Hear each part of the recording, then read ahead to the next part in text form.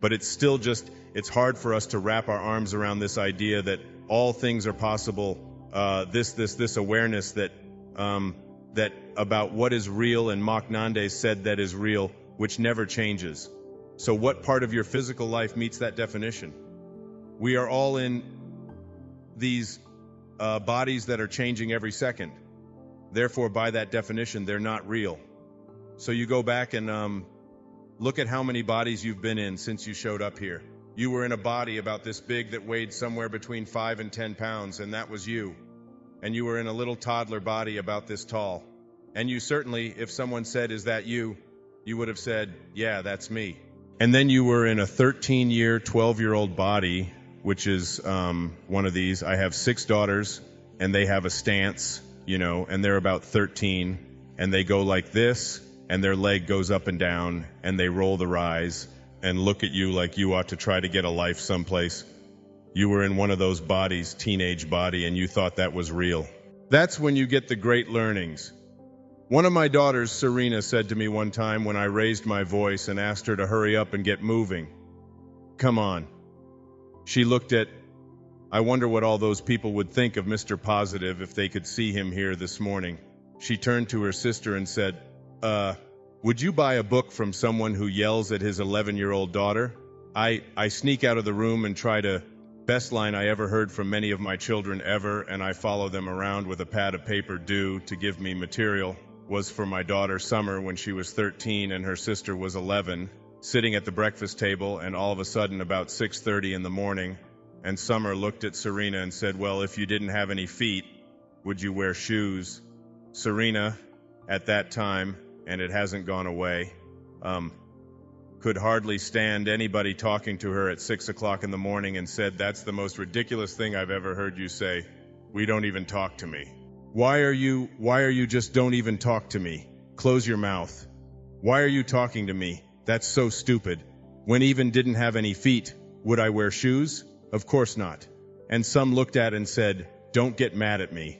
I just wonder why you're wearing that bra that's, So you were in one of those bodies. I was in a 20-year-old body, and I saw a picture of it on the PBS show, and I was doing a little bit of this, and the pictures of me at various stages of my life were going by, and the film was, the camera was looking at this picture, and it stopped on a picture of me when I was about 20 years old, and I'm 70 when I was 51 years ago, and there's not one cell of that body left on this planet.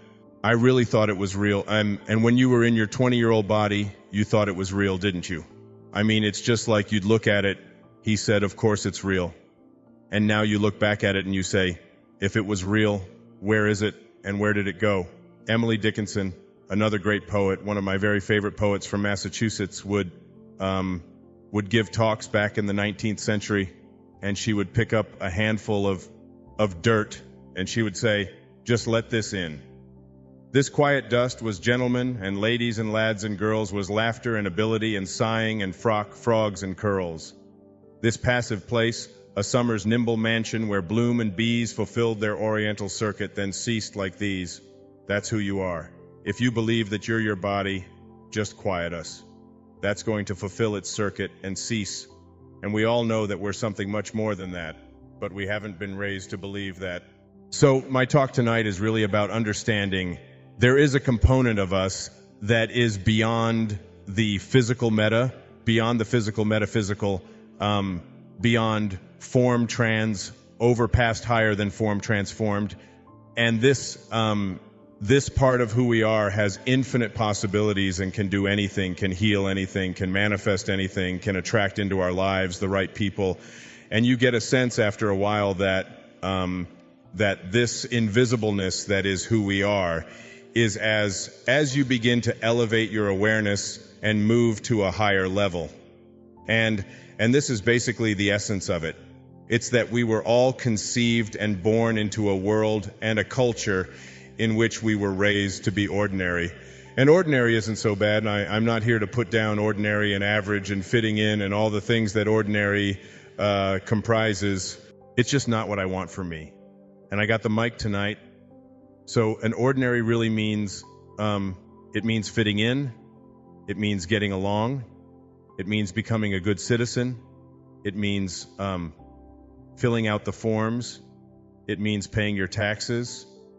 It means having your children and providing for them and taking care of them, and going to work, going to school, and getting good grades and graduating, and your family and doing all of this, these ordinary things. And then getting to the later stages in your life where you become a grandparent, and then you live your life through your grandchildren, and then you die. And this isn't an indictment of that. It's for me an awareness that if I put my hands here about at my waist, I am speaking about ordinary consciousness, and where I would like to take you tonight, where I have been taken in my life, particularly in the last year or so, and particularly in the last decade or so, is to a place that I call extraordinary awareness.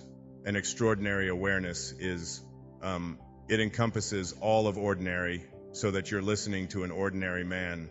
I fill out the forms, or I get somebody to do it for me, more like it, and I pay my taxes, and I've provided for all of my children, and I went to school and saw that they went to school and was there for them as much as I could be, and did all of the things that we would say constitute ordinary, but extraordinary doesn't stop here.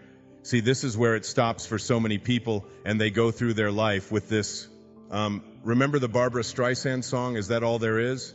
And there's the sense that there's more, there's a calling, there's something in me that transcends the physical, transcends ordinary, and this something that wants to move us to this extraordinary level out here is beyond the ego. Everything I've spoken about here is the ego. It's the striving for it's an identification and a belief in my identity as a physical being, and believing in what my physical self tells me is my reality, and evaluating it on the basis of what I can see and touch and feel and smell and hear, so that it's my senses, my sensory self is here. But this up here between ordinary and extraordinary, where I believe anyone can go at any time. Here we are. Woody Cummings, another favorite poet. He said, "To be nobody but yourself in a world which is doing its best night and day to make you just like everybody else means to fight. The greatest battle there is to fight and never stop fighting.